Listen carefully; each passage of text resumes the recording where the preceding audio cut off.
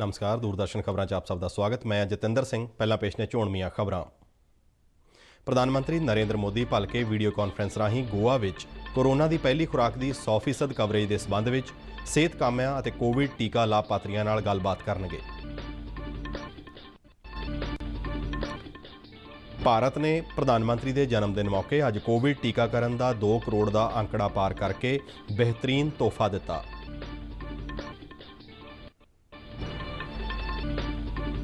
ਪ੍ਰਧਾਨ ਮੰਤਰੀ ਨਰਿੰਦਰ ਮੋਦੀ ਨੇ ਅੱਜ ਸ਼ੰਘਾਈ ਸਹਿਯੋਗ ਸੰਗਠਨ ਦੇ ਸਾਲਾਨਾ ਸਿਖਰ ਸੰਮੇਲਨ ਨੂੰ ਵਰਚੁਅਲ ਮਾਧਿਅਮ ਰਾਹੀਂ ਸੰਬੋਧਨ ਕੀਤਾ। ਪ੍ਰਧਾਨ ਮੰਤਰੀ ਨੇ ਕਿਹਾ ਕਿ ਇਸ ਸਮੇਂ ਸ਼ਾਂਤੀ, ਸੁਰੱਖਿਆ ਅਤੇ ਭਰੋਸੇ ਦੀ ਘਾਟ ਵੱਡੀਆਂ ਚੁਣੌਤੀਆਂ ਨੇ। ਨਰਿੰਦਰ ਮੋਦੀ ਨੇ ਕਿਹਾ ਕਿ ਸਮੱਸਿਆਵਾਂ ਦਾ ਮੂਲ ਕਾਰਨ ਵੱਧਦੀ ਹੋਈ ਕੱਟੜਪੰਥੀ ਹੈ। ਰਾਸ਼ਟਰਪਤੀ ਰਾਮਨਾਥ ਕੋਵਿੰਦ ਨੇ ਹਿਮਾਚਲ ਪ੍ਰਦੇਸ਼ ਦੀ ਸਥਾਪਨਾ ਦੀ ਗੋਲਡਨ ਜੁਬਲੀ ਮੌਕੇ ਵਿਕਾਸ ਯਾਤਰਾ ਨੂੰ ਅੱਗੇ ਵਧਾਉਣ ਲਈ ਸੂਬਾ ਸਰਕਾਰ ਦੇ ਕੰਮਾਂ ਦੀ ਸ਼ਲਾਘਾ ਕੀਤੀ। ਪੰਜਾਬ ਕੈਬਨਿਟ ਵੱਲੋਂ ਲਘੂ, ਛੋਟੇ ਅਤੇ ਦਰਮਿਆਨੇ ਉਦਮ ਵਿਕਾਸ MSMED ਐਕਟ 2006 ਅਧੀਨ Punjab micro and small enterprises facilitation councils rules 2021 ਨੂੰ ਪ੍ਰਵਾਨਗੀ ਦਿੱਤੀ। ਸੂਬਾ ਕੈਬਨਿਟ ਨੇ 18 ਨਵੇਂ ਸਰਕਾਰੀ ਕਾਲਜਾਂ ਨੂੰ ਸੁਚਾਰੂ ਢੰਗ ਨਾਲ ਚਲਾਉਣ ਲਈ 160 ਅਸਿਸਟੈਂਟ ਪ੍ਰੋਫੈਸਰਾਂ ਅਤੇ 17 ਲਾਇਬ੍ਰੇਰੀਅਨਾਂ ਦੀਆਂ ਅਸਾਮੀਆਂ ਭਰਨ ਨੂੰ ਮਨਜ਼ੂਰੀ ਦਿੱਤੀ। ਪੰਜਾਬ ਵਿੱਚ ਪੌਕਸੋ ਐਕਟ ਅਤੇ ਬਲਾਤਕਾਰ ਕੇਸਾਂ ਵਿੱਚ ਲੰਬਿਤ ਮਾਮਲਿਆਂ ਨੂੰ ਘਟਾਉਣ ਲਈ 9 ਫਾਸਟ ਟਰੈਕ ਵਿਸ਼ੇਸ਼ ਅਦਾਲਤਾਂ ਸਥਾਪਿਤ ਕਰਨ ਅਤੇ ਇਹਨਾਂ ਵਿੱਚ 117 ਅਸਾਮੀਆਂ ਸਿਰਜਣ ਨੂੰ ਪ੍ਰਵਾਨਗੀ।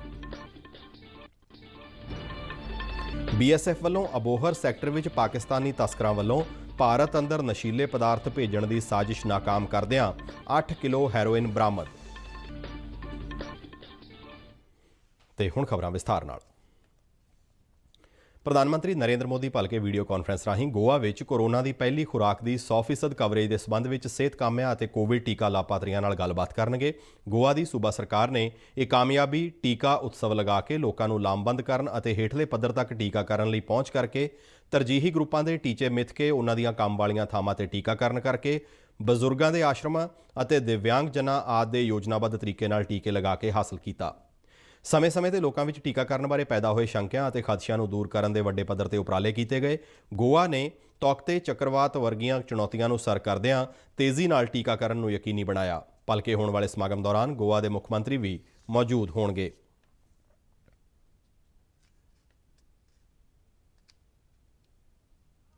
ਭਾਰਤ ਨੇ ਅੱਜ ਇੱਕ ਦਿਨ ਵਿੱਚ 2 ਕਰੋੜ ਤੋਂ ਵੱਧ ਟੀਕੇ ਲਗਾਉਣ ਦਾ ਰਿਕਾਰਡ ਕਾਇਮ ਕੀਤਾ।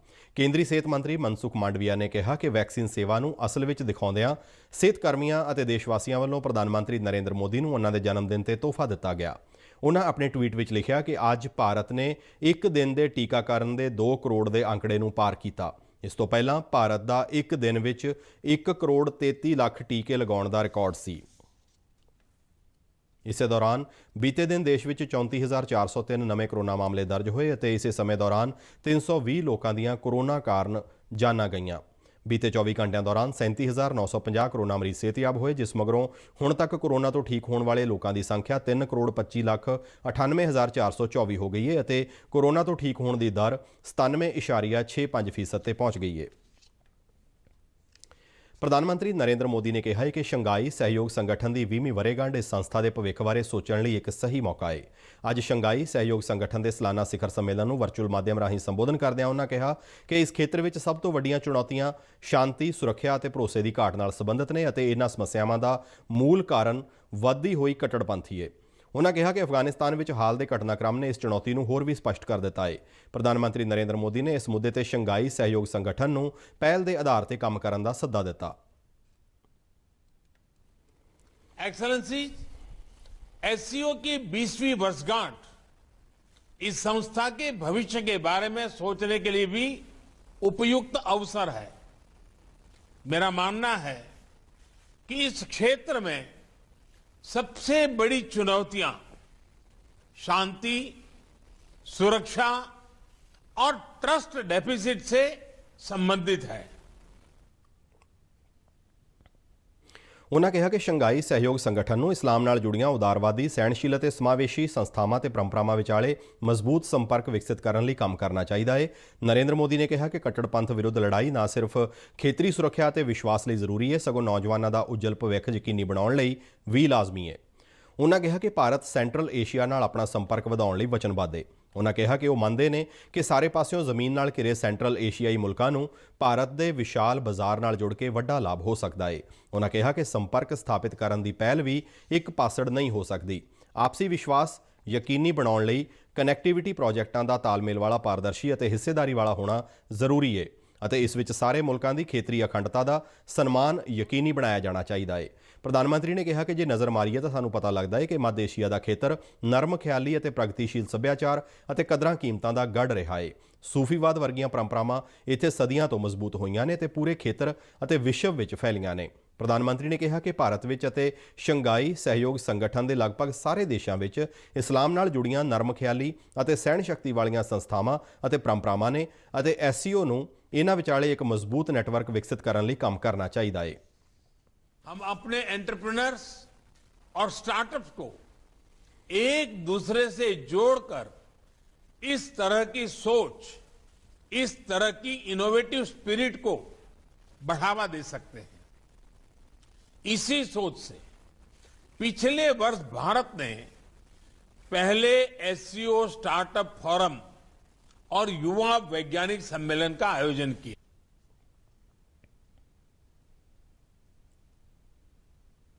ਵਿਦੇਸ਼ ਮੰਤਰੀ ਡਾਕਟਰ S ਜੈਸ਼ੰਕਰ ਨੇ ਤਜਾਕਿਸਤਾਨ ਦੇ ਰਾਸ਼ਟਰਪਤੀ ਐਮੋਮਾਲੀ ਰਹਿਮਾਨ ਨਾਲ ਮੁਲਾਕਾਤ ਕੀਤੀ ਅਤੇ ਅਫਗਾਨਿਸਤਾਨ ਵਿੱਚ ਵਾਪਰੀਆਂ ਹਾਲ ਹੀ ਦੀਆਂ ਘਟਨਾਵਾਂ ਤੇ ਵਿਚਾਰ ਵਟਾਂਦਰਾ ਕੀਤਾ। ਦੁਸ਼ੰਬੇ ਵਿੱਚ ਸ਼ੰਘਾਈ ਸਹਿਯੋਗ ਸੰਗਠਨ ਦੇ ਸੰਮੇਲਨ ਵਿੱਚ ਹਿੱਸਾ ਲੈ ਰਹੇ ਜੈਸ਼ੰਕਰ ਨੇ ਤਜਾਕਿਸਤਾਨ ਦੇ ਰਾਸ਼ਟਰਪਤੀ ਨਾਲ ਮੁਲਾਕਾਤ ਮਗਰੋਂ ਕਿਹਾ ਕਿ ਭਾਰਤ ਅਤੇ ਤਜਾਕਿਸਤਾਨ ਅੱਤਵਾਦ ਅਤੇ ਕੱਟੜਵਾਦ ਵਿਰੁੱਧ ਲੜਾਈ ਵਿੱਚ ਮਜ਼ਬੂਤ ਹਿੱਸੇਦਾਰ ਨੇ। ਜੈਸ਼ੰਕਰ ਨੇ ਤਜਾਕਿਸਤਾਨ ਦੇ ਰਾਸ਼ਟਰਪਤੀ ਨੂੰ ਪ੍ਰਧਾਨ ਮੰਤਰੀ ਨਰਿੰਦਰ ਮੋਦੀ ਦੀਆਂ ਸ਼ੁਭਕਾਮਨਾਵਾਂ ਦਾ ਸੁਨੇਹਾ ਵੀ ਦਿੱਤਾ। ਜੈਸ਼ੰਕਰ ਨੇ ਤਜਾਕਿਸਤਾਨ ਦੇ ਵਿਦੇਸ਼ ਮੰਤਰੀ ਸਿਰੋਜੀਦੀਨ ਮੋਹਰੀਦੀਨ ਨਾਲ ਵੀ ਮੁਲਾਕਾਤ ਕੀਤੀ ਅਤੇ ਉਹਨਾਂ ਨਾਲ ਕਈ ਦੁਵੱਲੇ ਅਤੇ ਅੰਤਰਰਾਸ਼ਟਰੀ ਮੁੱਦਿਆਂ ਤੇ ਗੱਲਬਾਤ ਵੀ ਕੀਤੀ। ਇਸ ਤੋਂ ਪਹਿਲਾਂ ਜੈਸ਼ੰਕਰ ਨੇ ਚੀਨ ਦੇ ਵਿਦੇਸ਼ ਮੰਤਰੀ ਵਾਂਗ ਯੀ ਨਾਲ ਵੀ ਮੁਲਾਕਾਤ ਕੀਤੀ ਸੀ ਅਤੇ ਚੀਨ ਨਾਲ ਲੱਗਦੀ ਭਾਰਤ ਦੀ ਸਰਹੱਦ ਤੋਂ ਚੀਨੀ ਸੈਨਿਕਾਂ ਦੀ ਤੇਜ਼ੀ ਨਾਲ ਵਾਪਸੀ ਦੇ ਮੁੱਦੇ ਤੇ ਗੱਲਬਾਤ ਕਰਦਿਆਂ ਇਸ ਗੱਲ ਤੇ ਜ਼ੋਰ ਦਿੱਤਾ ਸੀ ਕਿ ਚੀਨੀ ਸੈਨਾਵਾਂ ਦੀ ਵਾਪਸੀ ਦੋਹਾਂ ਦੇਸ਼ਾਂ ਵਿਚਾਲੇ ਦੁਵੱਲੇ ਸਬੰਧਾਂ ਦੀ ਮਜ਼ਬੂਤੀ ਤੇ ਸ਼ਾਂਤੀ ਦੀ ਬਹਾਲੀ ਦਾ ਆਧਾਰ ਹੈ। ਰਾਸ਼ਟਰਪਤੀ ਰਾਮਨਾਥ ਕੋਵਿੰਦ ਨੇ ਹਿਮਾਚਲ ਪ੍ਰਦੇਸ਼ ਦੀ ਵਿਕਾਸ ਯਾਤਰਾ ਨੂੰ ਅੱਗੇ ਵਧਾਉਣ ਲਈ ਸੂਬਾ ਸਰਕਾਰ ਦੇ ਕੰਮਾਂ ਦੀ ਸ਼ਲਾਘਾ ਕੀਤੀ ਹੈ। ਅੱਜ ਹਿਮਾਚਲ ਪ੍ਰਦੇਸ਼ ਦੀ ਸਥਾਪਨਾ ਦੀ ਗੋਲਡਨ ਜੁਬਲੀ ਮੌਕੇ ਵਿਧਾਨ ਸਭਾ ਦੇ ਵਿਸ਼ੇਸ਼ ਇਜਲਾਸ ਨੂੰ ਸੰਬੋਧਨ ਕਰਦਿਆਂ ਰਾਸ਼ਟਰਪਤੀ ਨੇ ਕਿਹਾ ਕਿ ਹਿਮਾਚਲ ਪ੍ਰਦੇਸ਼ ਨੇ ਵੱਖ-ਵੱਖ ਖੇਤਰਾਂ ਦੇ ਵਿਕਾਸ ਵਿੱਚ ਨਵੇਂ ਆਯਾਮ ਕਾਇਮ ਕੀਤੇ ਨੇ। ਉਨ੍ਹਾਂ ਕਿਹਾ ਕਿ ਨੀਤੀ ਆਯੋਗ ਵੱਲੋਂ ਸਾਲ 2020-21 ਦੇ ਸਮੁੱਚੇ ਵਿਕਾਸ ਟੀਚੇ ਸੰਬੰਧੀ ਸੂਚਕ ਅੰਕ ਵਿੱਚ ਹਿਮਾਚਲ ਪ੍ਰਦੇਸ਼ ਦੂਸਰੇ ਸਥਾਨ ਤੇ ਰਿਹਾ ਹੈ। ਰਾਸ਼ਟਰਪਤੀ ਨੇ ਕਿਹਾ ਕਿ ਹਿਮਾਚਲ ਪ੍ਰਦੇਸ਼ ਦੇ ਲੋਕ ਲੋੜ ਪੈਣ ਤੇ ਬੇਇਨਸਾਫੀ, ਅੱਤਵਾਦ ਅਤੇ ਦੇਸ਼ ਦੇ ਗੌਰਵ ਦੇ ਮੁੱਦੇ ਤੇ ਕਿਸੇ ਵੀ ਹਮਲੇ ਦਾ ਬਹਾਦਰੀ ਨਾਲ ਜਵਾਬ ਦਿੰਦੇ ਨੇ। ਉਨ੍ਹਾਂ ਕਿਹਾ ਕਿ ਪ੍ਰਦੇਸ਼ ਦੇ ਲਗਭਗ ਹਰ ਪਿੰਡ ਦੇ ਨੌਜਵਾਨ ਭਾਰਤੀ ਹਥਿਆਰਬੰਦ ਬਲਾਂ ਵਿੱਚ ਸੇਵਾ ਨਿਭਾ ਰਹੇ ਨੇ। ਉਨ੍ਹਾਂ ਦੇਸ਼ ਦੀ ਖਾਤਰ ਆਪਣੀਆਂ ਜਾਨਾਂ ਕੁਰਬਾਨ ਕਰਨ ਵਾਲੇ ਸਾਰੇ ਸ਼ਹੀਦਾਂ ਨੂੰ ਸਲਾਮ ਕੀਤਾ। ਸ਼੍ਰੀ ਰਾਮਨਾਥ ਕੋਵਿੰਦ ਨੇ ਕਿਹਾ ਕਿ ਹਿਮਾਚਲ ਦੇ ਸਾਰੇ ਲੋਕਾਂ ਲਈ ਇਹ ਮਾਣ ਵਾਲੀ ਗੱਲ ਹੈ ਕਿ ਸਾਲ 2014 ਵਿੱਚ ਕਾਗਜ਼ ਰਹਿਤ ਯਾਨੀ ਡਿਜੀਟਲ ਮਾਧਿਅਮ ਨਾਲ ਕੰਮ ਕਰਨ ਵਾਲੀ ਹਿਮਾਚਲ ਵਿਧਾਨ ਸਭਾ ਦੇਸ਼ ਦੀ ਪਹਿਲੀ ਵਿਧਾਨ ਸਭਾ ਬਣੀ। ਉਨ੍ਹਾਂ ਕਿਹਾ ਕਿ ਤਕਨਾਲੋਜੀ ਦੇ ਯੋਗ ਇਸਤੇਮਾਲ ਵਾਤਾਵਰਣ ਦੀ ਰੱਖਿਆ ਤੇ ਆਰਥਿਕ ਵਸੀਲਿਆਂ ਨੂੰ ਬਚਾਉਣ ਦਾ ਇੱਕ ਵਧੀਆ ਉਦਾਹਰਣ ਨੇ।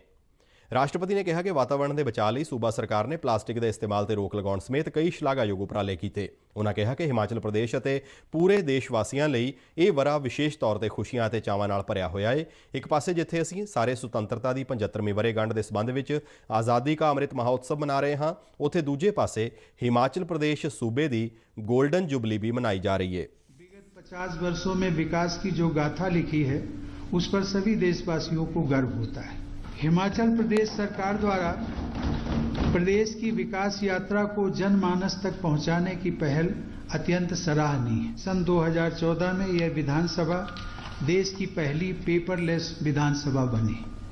यह टेक्नोलॉजी के सक्षम उपयोग ਅੱਜ ਦੇ ਇਸ ਸਮਾਗਮ ਦੌਰਾਨ ਕੇਂਦਰੀ ਸੂਚਨਾ ਤੇ ਪ੍ਰਸਾਰਣ ਮੰਤਰੀ ਅਤੇ ਹਿਮਾਚਲ ਤੋਂ ਸੰਸਦ ਮੈਂਬਰ ਅਨੁਰਾਗ ਸਿੰਘ ਠਾਕੁਰ ਵੀ ਮੌਜੂਦ ਸਨ।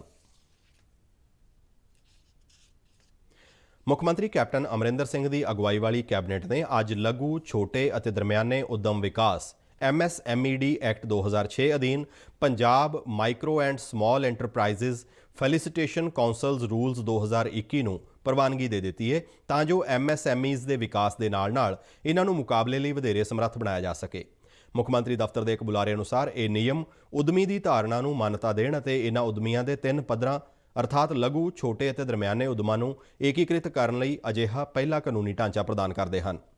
ਸੂਬੇ ਦੀਆਂ ਵੱਖ-ਵੱਖ ਤਹਿਸੀਲਾਂ ਵਿੱਚ ਸਥਾਪਿਤ ਕੀਤੇ 18 ਨਵੇਂ ਸਰਕਾਰੀ ਕਾਲਜਾਂ ਨੂੰ ਸੁਚਾਰੂ ਤਰੀਕੇ ਨਾਲ ਚਲਾਉਣ ਲਈ ਪੰਜਾਬ ਮੰਤਰੀ ਮੰਡਲ ਵੱਲੋਂ ਅੱਜ ਇਹਨਾਂ ਕਾਲਜਾਂ ਵਿੱਚ 160 ਅਸਿਸਟੈਂਟ ਪ੍ਰੋਫੈਸਰਾਂ ਅਤੇ 17 ਲਾਇਬ੍ਰੇਰੀਅਨਾਂ ਦੀਆਂ ਅਸਾਮੀਆਂ ਭਰਨ ਦੀ ਵੀ ਪ੍ਰਵਾਨਗੀ ਦਿੱਤੀ ਗਈ। ਇਸ ਭਰਤੀ ਨੂੰ ਪੰਜਾਬ ਲੋਕ ਸੇਵਾ ਕਮਿਸ਼ਨ ਦੇ ਘੇਰੇ ਵਿੱਚੋਂ ਕੱਢਦਿਆਂ ਵਿਭਾਗੀ ਚੋਣ ਕਮੇਟੀ ਰਾਹੀਂ ਭਰਨ ਦਾ ਫੈਸਲਾ ਕੀਤਾ ਗਿਆ। ਇਹ ਫੈਸਲਾ ਮੁੱਖ ਮੰਤਰੀ ਕੈਪਟਨ ਅਮਰਿੰਦਰ ਸਿੰਘ ਦੀ ਅਗਵਾਈ ਹੇਠ ਹੋਈ ਅੱਜ ਪੰਜਾਬ ਕੈਬਨਿਟ ਦੀ ਮੀਟਿੰਗ ਵਿੱਚ ਕੀਤਾ ਗਿਆ। ਮੰਤਰੀ ਮੰਡਲ ਨੇ ਵਿਭਾਗੀ ਚੋਣ ਕਮੇਟੀ ਦੇ ਗਠਨ ਨੂੰ ਵੀ ਮਨਜ਼ੂਰੀ ਦੇ ਦਿੱਤੀ। ਇਹ ਫੈਸਲਾ ਸੂਬੇ ਵਿੱਚ ਸਭ ਤੋਂ ਵੱਧ ਨੌਜਵਾਨਾਂ ਨੂੰ ਉਚੇਰੀ ਸਿੱਖਿਆ ਹਾਸਲ ਕਰਨ ਦੇ ਯੋਗ ਬਣਾਏਗਾ। ਇਸ ਤੋਂ ਇਲਾਵਾ ਕੌਮੀ ਸਿੱਖਿਆ ਨੀਤੀ 2020 ਮੁਤਾਬਕ ਸਾਲ 2035 ਤੱਕ 50% ਕੁੱਲ ਦਾਖਲਾ ਅਨੁਪਾਤ ਦਾ ਟੀਚਾ ਪੂਰਾ ਕਰਨ ਲਈ ਵੀ ਸਹਾਈ ਹੋਵੇਗਾ। ਪੌਕਸੋ ਐਕਟ ਅਤੇ ਬਲਾਤਕਾਰ ਕੇਸਾਂ ਵਿੱਚ ਲੰਬਿਤ ਮਾਮਲਿਆਂ ਨੂੰ ਘਟਾਉਣ ਦੀ ਦਿਸ਼ਾ ਵਿੱਚ ਕੈਬਨਿਟ ਨੇ 9 ਫਾਸਟ ਟਰੈਕ ਵਿਸ਼ੇਸ਼ ਅਦਾਲਤਾਂ ਅਤੇ ਇਹਨਾਂ ਵਿੱਚ 117 ਅਸਾਮੀਆਂ ਦੀ ਸਿਰਜਣਾ ਨੂੰ ਮਨਜ਼ੂਰੀ ਦੇ ਦਿੱਤੀ। ਇਹ 9 ਫਾਸਟ ਟਰੈਕ ਵਿਸ਼ੇਸ਼ ਅਦਾਲਤਾਂ ਅੰਮ੍ਰਿਤਸਰ, ਬਠਿੰਡਾ, ਫਾਜ਼ਿਲਕਾ, ਗੁਰਦਾਸਪੁਰ, ਹੁਸ਼ਿਆਰਪੁਰ, ਮਾਨਸਾ, ਮੋਗਾ, ਪਟਿਆਲਾ ਅਤੇ SAS ਨਗਰ ਵਿਖੇ ਸਥਾਪਿਤ ਕੀਤੀਆਂ ਜਾਣਗੀਆਂ। ਮੰਤਰੀ ਮੰਡਲ ਨੇ ਸਾਉਣੀ ਮਾਰਕੀਟਿੰਗ ਸੀਜ਼ਨ 2021-22 ਲਈ ਪੰਜਾਬ ਕਸਟਮ ਮਿਲਿੰਗ ਨੀਤੀ ਨੂੰ ਪ੍ਰਵਾਨਗੀ ਦਿੱਤੀ ਤਾਂ ਜੋ ਸੂਬੇ ਦੀਆਂ ਖਰੀਦ ਏਜੰਸੀਆਂ ਪਨਗ੍ਰੇਨ, ਮਾਰਕਫੈਡ, ਪਨਸਪ ਅਤੇ PSWC ਵੱਲੋਂ ਖਰੀਦੇ ਗਏ ਝੋਨੇ ਨੂੰ ਕਸਟਮ ਮਿਲਡ ਚੌਲਾਂ ਵਿੱਚ ਤਬਦੀਲ ਕਰਕੇ ਇਸ ਨੂੰ ਕੇਂਦਰੀ ਪੂਲ ਵਿੱਚ ਭੇਜਿਆ ਜਾ ਸਕੇ। ਪੰਜਾਬ ਸਰਕਾਰ ਵੱਲੋਂ ਕੋਰੋਨਾ ਤੋਂ ਬਚਾਅ ਲਈ ਟੀਕਾਕਰਨ ਦਾ ਅਮਲ ਤੇਜ਼ੀ ਨਾਲ ਜਾਰੀ ਹੈ। ਸੂਬੇ ਦੇ ਤਰਨਤਾਰਨ ਜ਼ਿਲ੍ਹੇ ਦੇ ਪੱਟੀ ਸ਼ਹਿਰ ਨੇ 100% ਟੀਕਾਕਰਨ ਮੁਕੰਮਲ ਕਰਕੇ ਇੱਕ ਨਵਾਂ ਰਿਕਾਰਡ ਬਣਾਇਆ ਹੈ। ਤਰਨਤਾਰਨ ਜ਼ਿਲ੍ਹੇ ਦੇ ਡਿਪਟੀ ਕਮਿਸ਼ਨਰ ਕੁਲਵੰਤ ਸਿੰਘ ਨੇ ਦੱਸਿਆ ਕਿ ਪੱਟੀ ਸ਼ਹਿਰ ਦੇ 100% ਯੋਗ ਲਾਭਪਾਤਰੀਆਂ ਨੇ ਆਪਣੀ ਸਹਿਮਤੀ ਨਾਲ ਕੋਰੋਨਾ ਦਾ ਬਚਾਅ ਦਾ ਟੀਕਾ ਲਗਵਾਇਆ। ਉਨ੍ਹਾਂ ਇਸ ਲਈ ਸਿਹਤ ਵਿਭਾਗ, ਸਥਾਨਕ ਸਰਕਾਰਾਂ ਵਿਭਾਗ ਅਤੇ ਪੱਟੀ ਦੇ ਮੋਹਤਬਰ ਲੋਕਾਂ ਦਾ ਧੰਨਵਾਦ ਕਰਦਿਆਂ ਕਿਹਾ ਕਿ ਇਹ ਸਾਰਿਆਂ ਦੇ ਸਾਂਝੇ ਯਤਨਾਂ ਦਾ ਨਤੀਜਾ ਹੈ। ਡਿਪਟੀ ਕਮਿਸ਼ਨਰ ਨੇ ਦੱਸਿਆ ਕਿ ਪੱਟੀ ਸ਼ਹਿਰ ਦੀ ਕੁੱਲ ਆਬਾਦੀ 49,204 ਹੈ ਅਤੇ 19 ਵਾਰਡਾਂ ਵਿੱਚ ਵਸਦੇ ਇਸ ਸ਼ਹਿਰ ਵਿੱਚ 30,506 ਯੋਗ ਟੀਕਾਕਰਨ ਲਾਭਪਾਤਰੀ ਸਨ ਅਤੇ ਇਹਨਾਂ ਸਾਰਿਆਂ ਨੂੰ ਟੀਕੇ ਲੱਗ ਚੁੱਕੇ ਨੇ। ਆਪਣੇ ਜ਼ਿਲ੍ਹੇ ਦਾ ਪੱਟੀ ਸ਼ਹਿਰ ਹੈ ਜੋ ਜਿਹਦੀ ਆਬਾਦੀ 49,000 ਦੀ ਹੈ, ਉਹਦੇ ਵਿੱਚੋਂ ਵੈਕਸੀਨ ਲਈ ਐਲੀਜੀਬਲ 30,500 ਦੀ ਆਬਾਦੀ ਬਣਦੀ ਸੀ। ਉਹ ਸਾਰੀ ਦੀ ਸਾਰੀ ਵੈਕਸੀਨੇਟ ਹੋ ਚੁੱਕੀ ਹੈ। ਇਹ ਪੰਜਾਬ ਦਾ ਐਸਾ ਪਹਿਲਾ ਸ਼ਹਿਰ ਹੈ ਜੋ ਪੂਰੇ ਦਾ ਪੂਰਾ ਵੈਕਸੀਨ ਲਗਵਾ ਚੁੱਕਿਆ ਹੈ।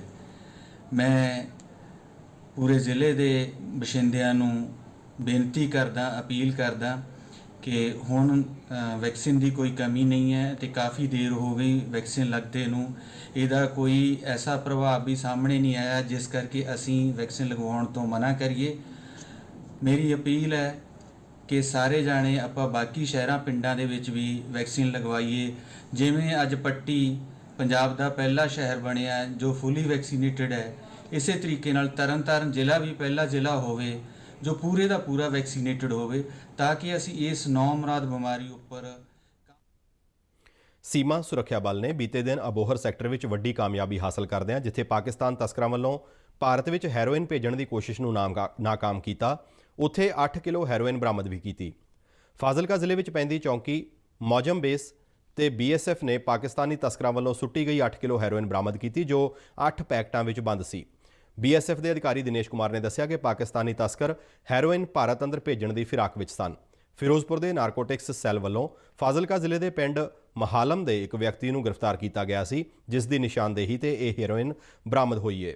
ਨਾਰਕੋਟਿਕਸ ਸੈੱਲ ਨੇ BSF ਨਾਲ ਇਸ ਸੰਬੰਧੀ ਜਾਣਕਾਰੀ ਸਾਂਝੀ ਕੀਤੀ ਅਤੇ 16 ਘੰਟੇ ਚੱਲੇ ਤਲਾਸ਼ੀ ਅਭਿਆਨ ਤੋਂ ਬਾਅਦ BSF ਜਵਾਨਾਂ ਨੇ ਕੰਡਿਆਲੀ ਤਾਰ ਨੇੜਿਓਂ ਇਹ ਖੇਪ ਬਰਾਮਦ ਕੀਤੀ कि शायद इस इलाके में कुछ कार्रवाई हुई है क्रॉसिंग थ्रोइंग की, तो हमने उसके बाद से फिर पूरे इलाके की अपने BSF ने पूरे इलाके की सर्च की है। काफ़ी लंबा चौड़ा इलाका हमने सर्च किया तो फिर एक पर्टिकुलर खेत से हमको 8 पैकेट सस्पेक्टेड हेरोइन कहेंगे उसको, अभी तो हम जब तक कोई टेस्टिंग उसकी कंफर्म नहीं होती है, सस्पेक्टेड हेरोइन। और हमने जो अपने लेवल पे ਖਬਰਾਂ ਦੇ ਬੁਲੇਟਿਨ ਸਾਡੇ ਦਰਸ਼ਕ RNU DDK ਜਲੰਧਰ ਦੇ YouTube ਚੈਨਲ, Facebook ਪੇਜ ਅਤੇ Twitter ਹੈਂਡਲ ਤੇ ਵੀ ਵੇਖ ਸਕਦੇ ਨੇ। ਚੋਣਵੀਆਂ ਖਬਰਾਂ ਇੱਕ ਵਾਰ ਫੇਰ ਤੋਂ। ਪ੍ਰਧਾਨ ਮੰਤਰੀ ਨਰਿੰਦਰ ਮੋਦੀ ਭਲਕੇ ਵੀਡੀਓ ਕਾਨਫਰੰਸ ਰਾਹੀਂ ਗੋਆ ਵਿੱਚ ਕੋਰੋਨਾ ਦੀ ਪਹਿਲੀ ਖੁਰਾਕ ਦੀ 100% ਕਵਰੇਜ ਦੇ ਸਬੰਧ ਵਿੱਚ ਸਿਹਤ ਕਾਮਿਆਂ ਤੇ ਕੋਵਿਡ ਟੀਕਾ ਲਾਭਪਾਤਰੀਆਂ ਨਾਲ ਗੱਲਬਾਤ ਕਰਨਗੇ। ਭਾਰਤ ਨੇ ਪ੍ਰਧਾਨ ਮੰਤਰੀ ਦੇ ਜਨਮ ਦਿਨ ਮੌਕੇ ਅੱਜ ਕੋਵਿਡ ਟੀਕਾਕਰਨ ਦਾ 2 ਕਰੋੜ ਦਾ ਅੰਕੜਾ ਪਾਰ ਕਰਕੇ ਬਿਹਤਰੀਨ ਤੋਹਫਾ ਦਿੱਤਾ। ਪ੍ਰਧਾਨ ਮੰਤਰੀ ਨਰਿੰਦਰ ਮੋਦੀ ਨੇ ਅੱਜ ਸ਼ੰਘਾਈ ਸਹਿਯੋਗ ਸੰਗਠਨ ਦੇ ਸਾਲਾਨਾ ਸਿਖਰ ਸੰਮੇਲਨ ਨੂੰ ਵਰਚੁਅਲ ਮਾਧਿਅਮ ਰਾਹੀਂ ਸੰਬੋਧਨ ਕੀਤਾ। ਪ੍ਰਧਾਨ ਮੰਤਰੀ ਨੇ ਕਿਹਾ ਕਿ ਇਸ ਸਮੇਂ ਸ਼ਾਂਤੀ, ਸੁਰੱਖਿਆ ਅਤੇ ਭਰੋਸੇ ਦੀ ਘਾਟ ਵੱਡੀਆਂ ਚੁਣੌਤੀਆਂ ਨੇ। ਨਰਿੰਦਰ ਮੋਦੀ ਨੇ ਕਿਹਾ ਕਿ ਸਮੱਸਿਆਵਾਂ ਦਾ ਮੂਲ ਕਾਰਨ ਵੱਧਦੀ ਹੋਈ ਕੱਟੜਪੰਥੀ ਹੈ। ਰਾਸ਼ਟਰਪਤੀ ਰਾਮਨਾਥ ਕੋਵਿੰਦ ਨੇ ਹਿਮਾਚਲ ਪ੍ਰਦੇਸ਼ ਦੀ ਸਥਾਪਨਾ ਦੀ ਗੋਲਡਨ ਜੁਬਲੀ ਮੌਕੇ ਵਿਕਾਸ ਯਾਤਰਾ ਨੂੰ ਅੱਗੇ ਵਧਾਉਣ ਲਈ ਸੂਬਾ ਸਰਕਾਰ ਦੇ ਕੰਮਾਂ ਦੀ ਸ਼ਲਾਘਾ ਕੀਤੀ। ਪੰਜਾਬ ਕੈਬਨਿਟ ਵੱਲੋਂ ਲਘੂ, ਛੋਟੇ ਅਤੇ ਦਰਮਿਆਨੇ ਉੱਦਮ ਵਿਕਾਸ MSMED ਐਕਟ 2006 ਅਧੀਨ Punjab micro and small enterprises facilitation councils rules 2021 ਨੂੰ ਪ੍ਰਵਾਨਗੀ। ਸੂਬਾ ਕੈਬਨਿਟ ਨੇ 18 ਨਵੇਂ ਸਰਕਾਰੀ ਕਾਲਜਾਂ ਨੂੰ ਸੁਚਾਰੂ ਢੰਗ ਨਾਲ ਚਲਾਉਣ ਲਈ 160 ਅਸਿਸਟੈਂਟ ਪ੍ਰੋਫੈਸਰਾਂ ਅਤੇ 17 ਲਾਇਬ੍ਰੇਰੀਅਨਾਂ ਦੀਆਂ ਅਸਾਮੀਆਂ ਭਰਨ ਨੂੰ ਮਨਜ਼ੂਰੀ ਦਿੱਤੀ।